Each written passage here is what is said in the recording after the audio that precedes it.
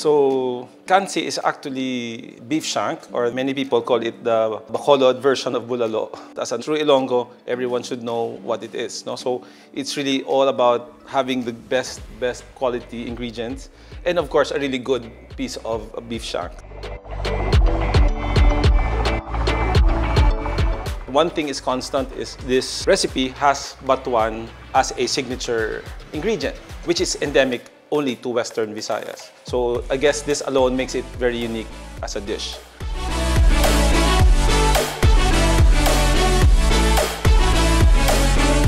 Batuan, what makes it different is that a lot of Filipinos would try to, since in the absence of batuan in their region, they would use tamarind, or they would use kamyas or iba, as we were discussing earlier. But nothing beats the flavor of the batuan. Not even tamarind can compensate for the kind of sourness that it gives. You score the batuan itself, the fruit, and then you just put it on the soup. It gives you a very nice flavor, which make it unique. Others have already produced powdered batuan, but of course it's also good, but nothing compared to the real fruit added onto the sourness of the Cansi if you use the real fruit. The sourness gives it a nice flavor, and then of course the texture that you get from the soft shank plus the utok gives it a various feel of different senses that comes into mind and at play when you eat it. So I guess that's part of it.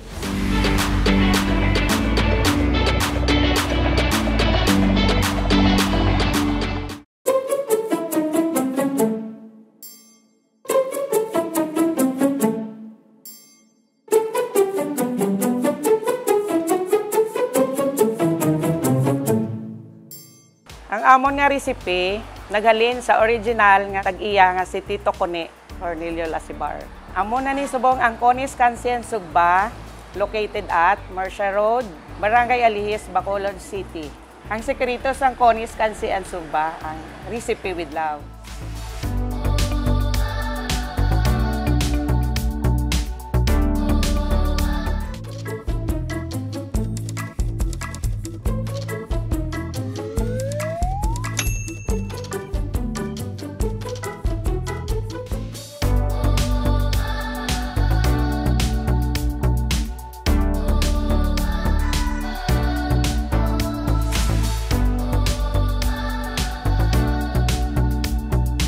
Basic common sense, I always tell my students to look at beef shanks. By the mere looks at it, you would know if it's fresh.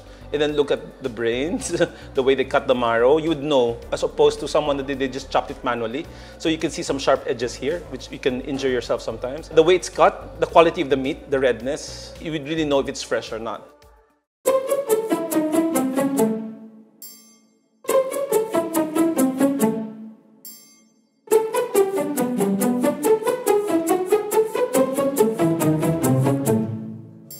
Ang akong mother, siya giyang sang recipe. Pero wala kami secret nga do kabudlay. Gitya nga kung wala tong secret, hindi ka mo kaluto. Ang pagluto, lang gitya ng natural, like ang ingredients. Ara lang gitya sa market, nga hapos baklon, hapos makita. Wala sa sang damo nga secret or budlay, wala ba. So curious sila magkadto di sa amon nga kalalan. Gusto nila matilawan, kung namit gidman.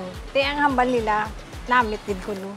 Hidamo na ito pagkaon, sibo nga guro, wala na nila ginakaon sa mga bata o hindi na nakahiligan sa mga bata. So ako kung may customer, di nga dala nila ila pamili, ila mga bata, nga gagmay gakaon.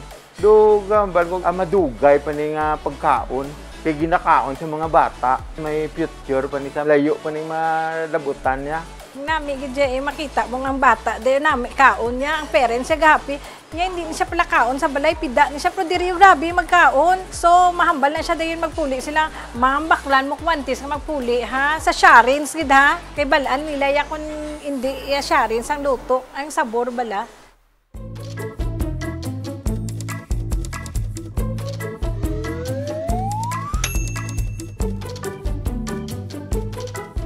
It's all a matter of the composition of the different texture. There's the sour, there's the spice, there's the sweetness, and there's the saltiness, and there's the softness of the meat, and then you have the color of the achuete oil. Achuete oil has no taste at all, but you put it in the soup, that kind of color that you get, so the mind works right away. Kitaya daw bang, kilalan namit kidya, hagpok kidya.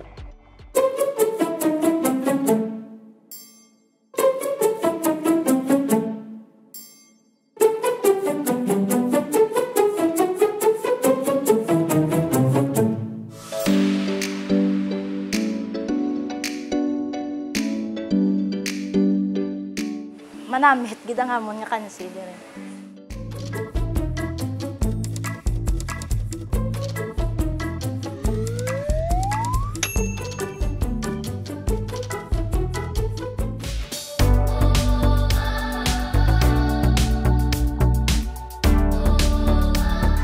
This will take about 3 to 4 hours. We brace it or we boil it. Others at home, those who don't have time, they do pressure cook. They pressure cook it. And then normally, traditionally, 3 to 4 hours. Depends on where you are. So normally people in the mountains would do this over charcoal and then slow cooking until it becomes fork tender.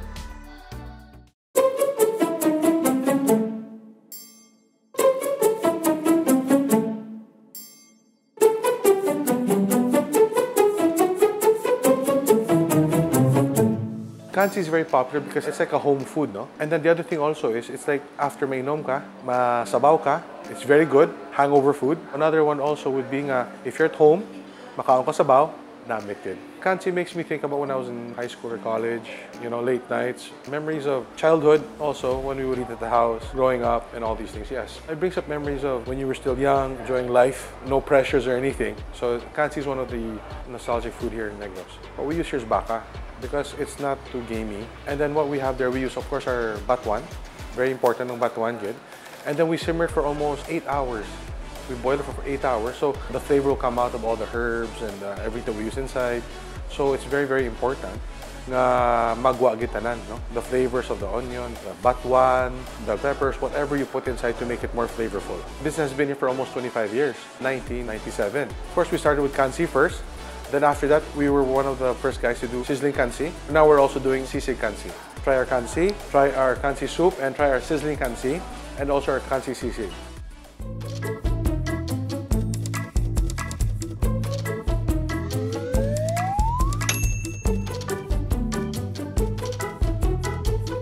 It's a bracing cooking method because this is really a tough meat. It's more of a crossbreed between, like they said, a bulalo and a stew and a brace. Different cooking methods are applied. So it's a soup, but for me, it's a meal on its own. Others would just have this as a soup. Others would pair it with rice. So I guess it depends where you are. It depends on the culture of the person. Basically, it's nice to have this as a meal. Others would take this also after a drinking spree to recover. But one thing interesting about this is because of the bone marrow. So I guess the flavor there is very intense.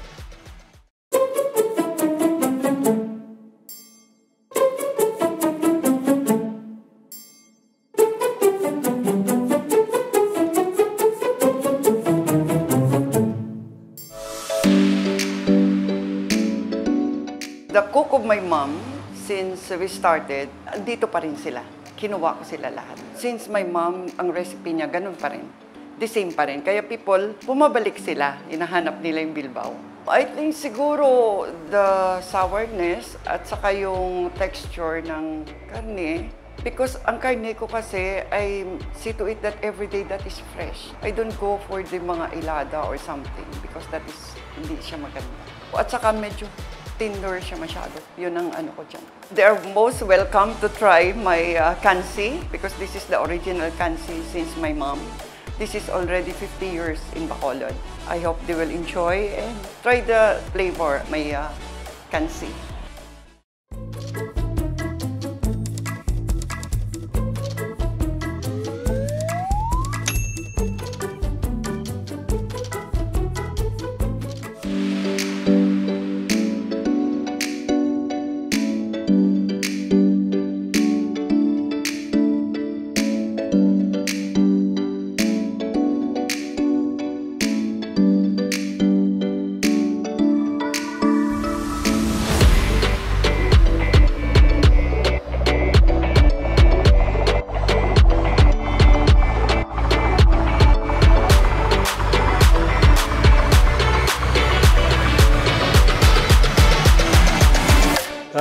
Kaunta.